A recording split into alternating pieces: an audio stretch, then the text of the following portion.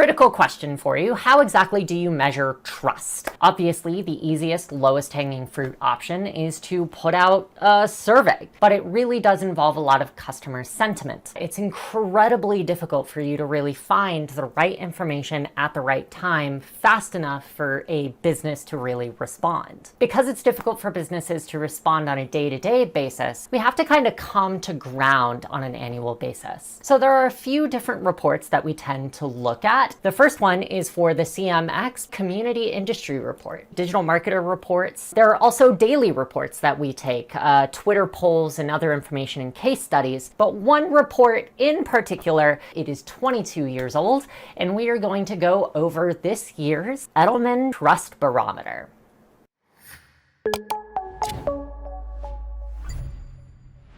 The Edelman Trust Barometer is now 22 years old, and it solves a very important problem that we have had in industry as a whole. It's incredibly difficult to collect enough data to understand what the public honestly thinks of a large majority of businesses. How do you determine industry trust in the larger public? What does that trust look like in comparison to other areas of society? They're all going to impact business. We call them macroeconomic influences, and these macroeconomic influences really do determine where individuals place their money. Let's go ahead and pop into the Edelman Trust Barometer to discuss their methodology and what this year's report says about the state of business.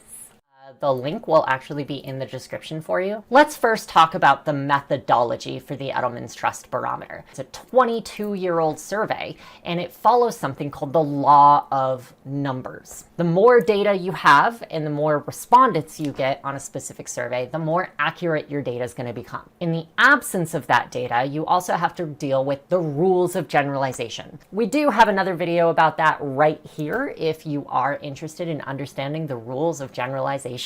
This is more or less a global survey. You'll see that there are 36,000 respondents, which is significantly higher than virtually any other survey that we've run, about an average of 1,200 people per country. Here you'll actually see the report provided by Edelman. If you scroll down, you'll see a kind of zoomed out view of what they've been doing since 2001. We're not going to go through the whole report, but there are some areas that I would really like for us to focus on, specifically what institutional trust means in the media. So let's talk first about how Edelman separates its larger industries. You'll see that as it stands right now, businesses are the most trusted, which is very new and very different. That wasn't necessarily the case until the last half of the last decade. Non-governmental entities have gained a little bit of leeway, which is really, really nice. And then you'll also see that government and media have been gradually taking a hit. One would presume that primary resources and information from governance would be more well respected than businesses, but that's not what we're seeing for the 2022 year. What's underpinning this concept of businesses being more trustworthy than the government and especially the media? Political situations across various different countries has not been great. We want to stay away from those political conversations, but it's really, really critical to recognize that the general public, the way that they view businesses, corporations, and other industries, it has a direct play. You'll also see that in smaller countries, you're seeing a greater increase of fake news pervasion. Globalization isn't necessarily the best thing, right? Because now smaller countries are impacted by larger companies' political means. Another opening here is what it's going to mean for businesses polling political statements. If a company or a business chooses to withdraw from any particular political conversation, especially where they are expected to have an opinion, it can actually hurt them because it is now expected in a 2022 world for businesses to carry the torch in governance and social justice. One particular example is in the energy sector, especially when it comes to global warming and global political response to climate change. That's a business thing. That's not a government thing anymore. They're not expecting countries to maintain a perspective on global warming. They're expecting an individual response from all of us. Same goes for diversity, equity, and inclusion, or DEI, which is even closer and more important for online communities because that is very quickly becoming an us kind of job. It's no longer okay and it's no longer viable in a 22 era with the Edelman Trust Barometer to say that your brand, your company, is all there is. You are now people inside of a brand. The personhood of a company is being removed systemically.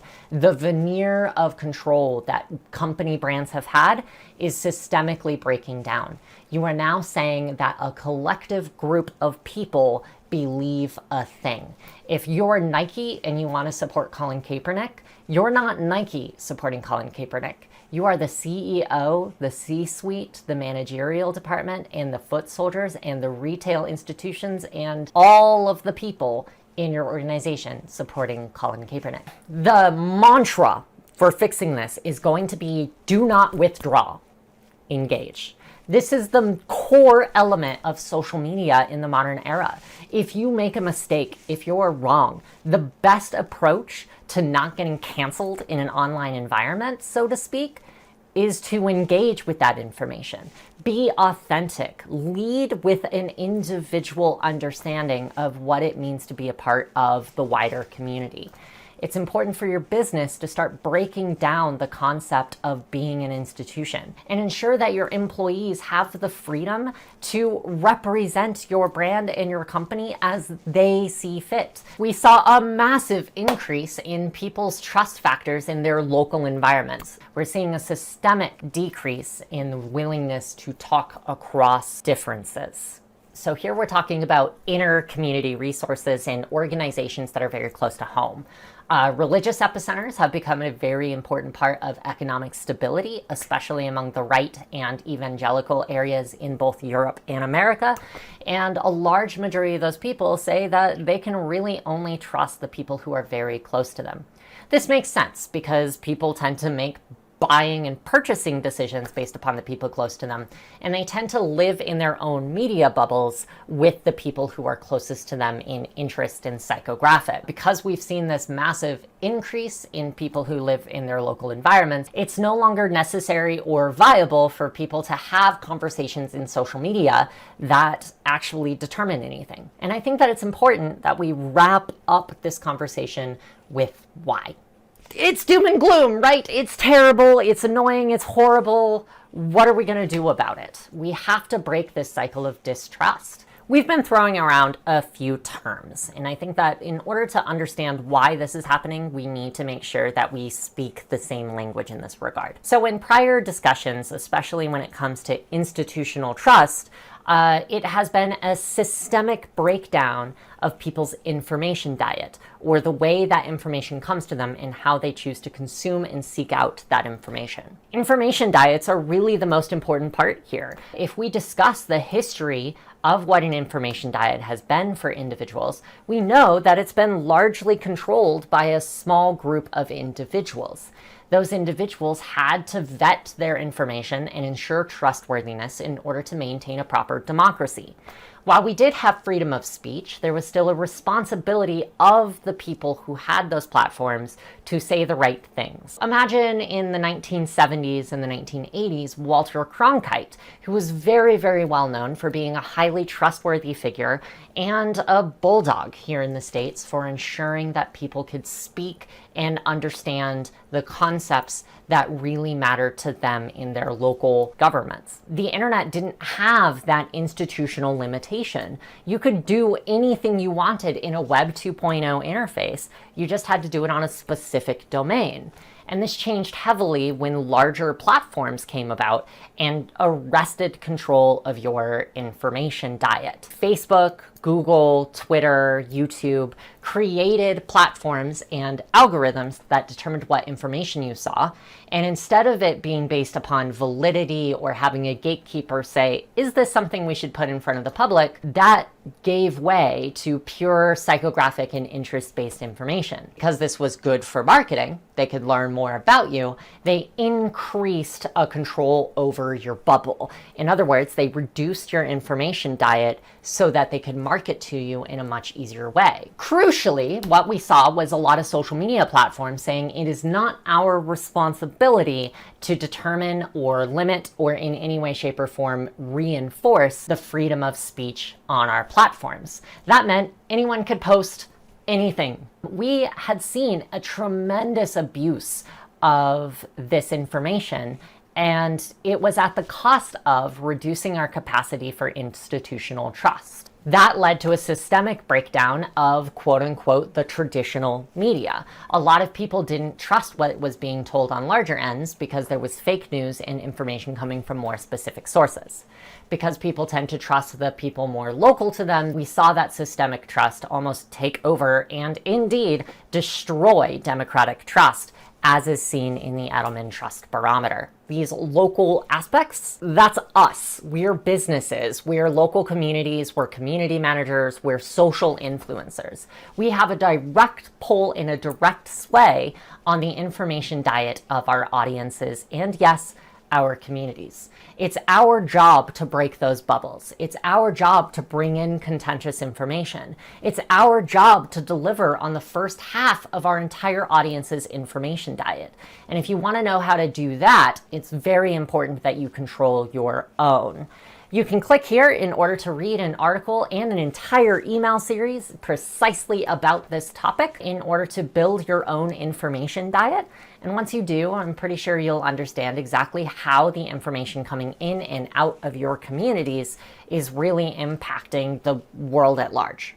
So with that, our biggest survey, this is probably going to be an annual video, just like it is an annual survey. This is a super political one. It's a very sensitive one. It's a very important one, though, because for community managers and influencers and business owners, again, you have the say. So if you want to learn more about the Edelman Trust Barometer, there's a link in the description below. There's also a recorded webinar of Edelman going over this themselves that I do recommend that you look at. And I want to hear your thoughts down in the comments below. What do you think are the biggest takeaways from the Edelman Trust Barometer, and how do you think this is going to impact your business's target audience? We are also having that discussion in our Discord channel. Please be sure to join at the link in the description below. I, for one, am taking very strong positions in social justice issues by taking on great clients who are doing great work. And that's how I think I'm going to impact the virtual world to create much healthier communities.